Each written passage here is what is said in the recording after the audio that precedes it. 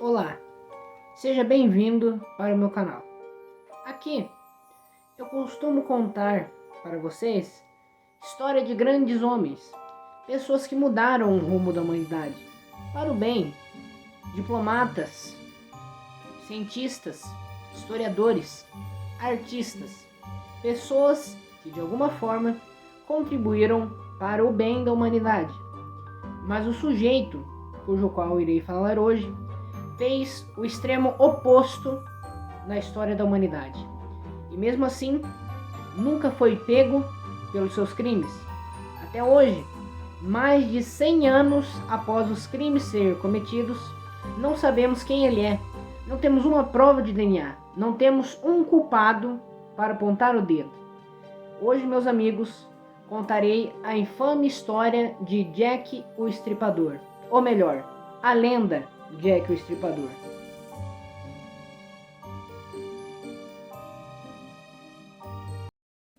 Bem, eu não ia ficar com aquela luz o vídeo inteiro, foi apenas uma introdução.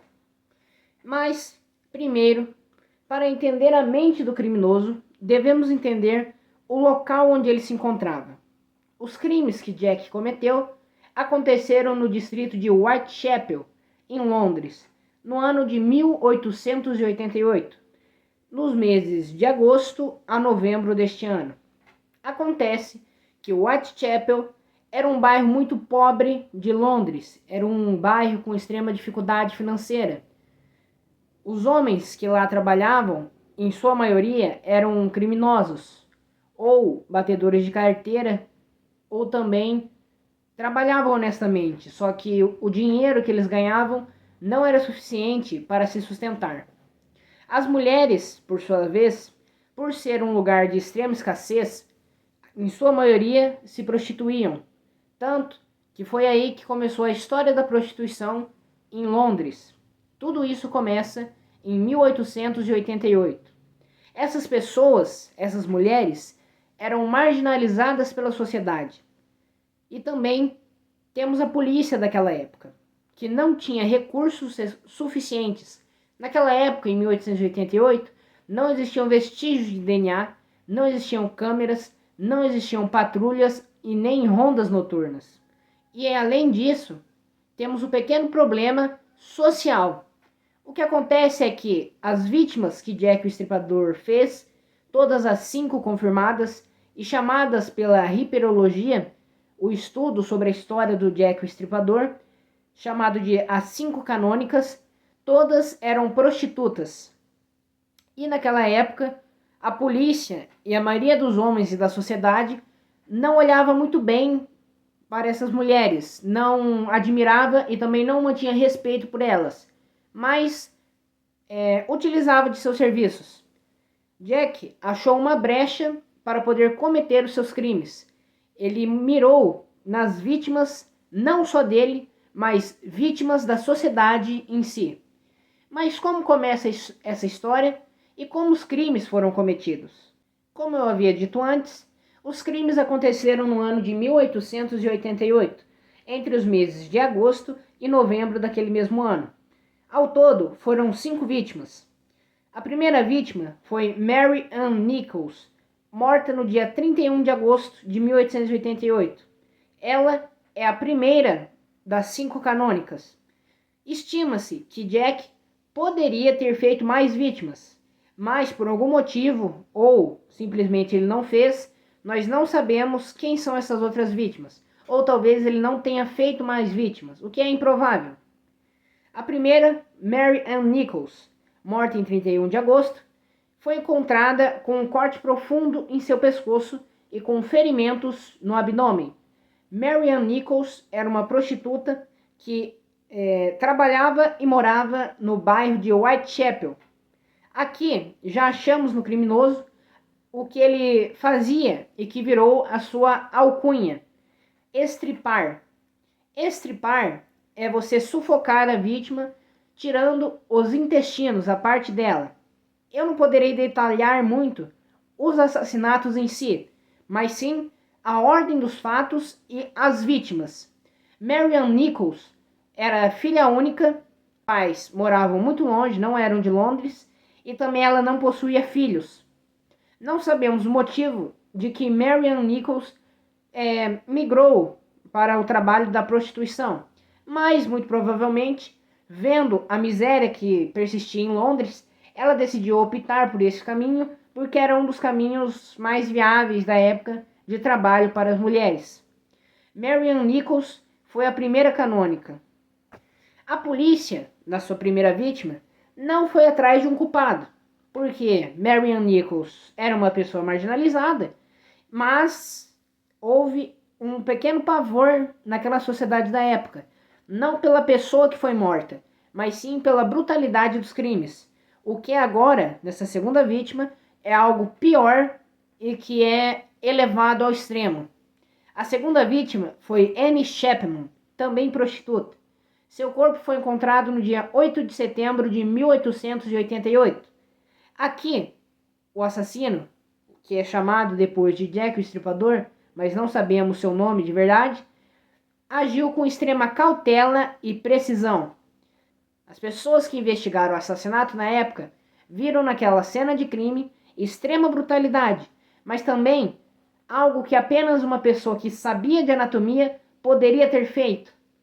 Foi aí que, anos mais tarde, com a repercussão deste caso, pessoas começaram a apontar que Jack poderia ter sido ou um médico ou um barbeiro, porque os barbeiros naquela época não apenas cortavam o cabelo, mas também eram responsáveis por fazer pequenas cirurgias.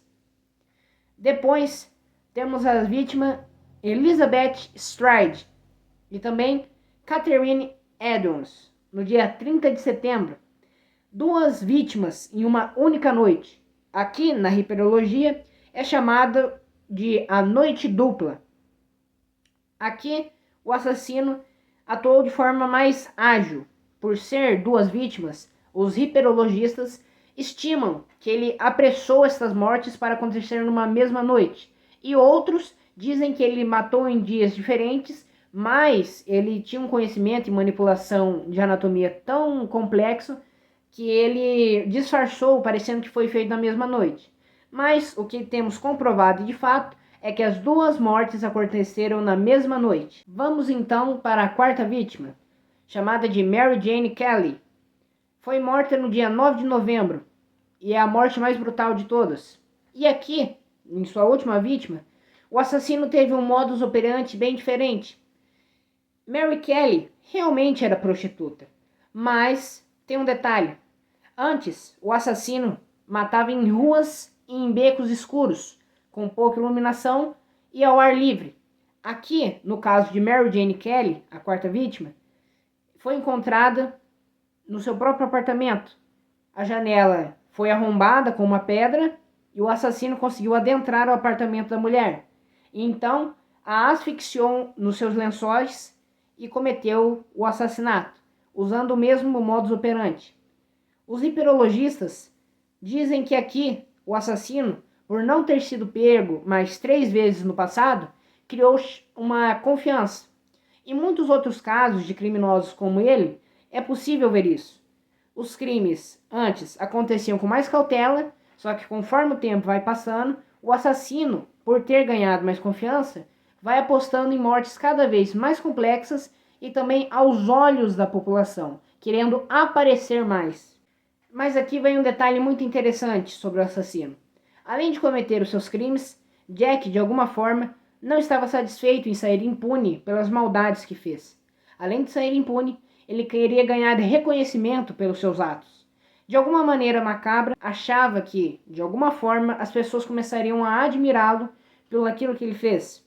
Então, Jack começou a enviar cartas para a polícia. Outras pessoas que não eram Jack Estripador também enviaram cartas para a polícia. Então, ficou interceptável as cartas. Mas aqui sabemos que realmente foi enviada para ele, para a polícia, de sua pessoa, foi: primeira carta, Der Boss. A carta que cunhou o nome Jack o Estripador. Eu quero, editor, por favor, que você coloque aqui a tradução da carta. O que está escrito na carta Der Boss? Essa carta foi a primeira enviada por Jack o Estripador, e foi aqui que o próprio assassino cunha o seu nome. Diferentemente do que antes havia acontecido e depois veio acontecer, onde a imprensa dava o nome ao assassino, aqui o próprio escolhe o seu nome. É claro que o seu nome de batismo muito provavelmente não era Jack, porque uma pessoa não ia ser tão idiota assim de colocar o seu próprio nome na carta. Mas o nome entrou para a história. A segunda carta foi a carta Sauce Jack, uma carta postal recebida após a noite dupla. Aqui, o assassino não dá muitos detalhes sobre a sua vida. Ele apenas descreve a noite dupla e também descreve como a polícia, não conseguiu pegar ele. A última carta, e a mais conhecida, foi a carta chamada From Hell, ou em tradução para o português, do inferno. A mais perturbadora. Junto a ela veio um rim humano de uma das suas vítimas. Essa carta entrou para a história por causa do que veio junto a ela. E também porque foi o último meio de comunicação entre Jack e a polícia. Como eu falei antes para vocês, não sabemos até hoje quem era Jack o Estripador. Mas existem os suspeitos que até hoje são levantados pela hiperologia. Temos aqui Aaron Kosminski. Aaron Kosminski era um barbeiro e empresário de Whitechapel. Quando foram investigar ele, porque ele havia tido uma relação com uma das prostitutas que foi assassinada, encontraram em suas gavetas particulares facas, cordas e poções, venenos. Mas a investigação nunca foi para frente e muito provavelmente ele não era Jack o Estripador. Mas tem um ponto. Em 2014, um estudo de DNA de uma echarpe de uma das vítimas apontou para o DNA dele. Então, depois de 2014, a hiperologia considera ele o mais provável de ser Jack o Estripador. Nos dias atuais, o legado que permanece de Jack é o de mistério, medo e dor. Até hoje, a sua identidade nunca foi descoberta. Houve ao todo mais de uma centena de suspeitos, mas nenhum teve provas suficientes para verdadeiramente ser incriminado. E não sabemos se algum dia no futuro, graças à tecnologia que temos hoje, descobriremos com veracidade quem era Jack o Estripador. Mas então, este foi o vídeo de hoje. Espero que você tenha gostado do conteúdo e quero deixar avisado aqui que não estamos a favor de nenhum crime cometido pelo suspeito, mas aqui buscamos apenas informar o que aconteceu com o maior número de dados e fatos. Então, este foi o vídeo de hoje. Espero que você tenha gostado. E se você gostou, deixe seu like, se inscreva no canal e comente o que podemos melhorar. É isso. Fique com Deus e eu me despeço por aqui.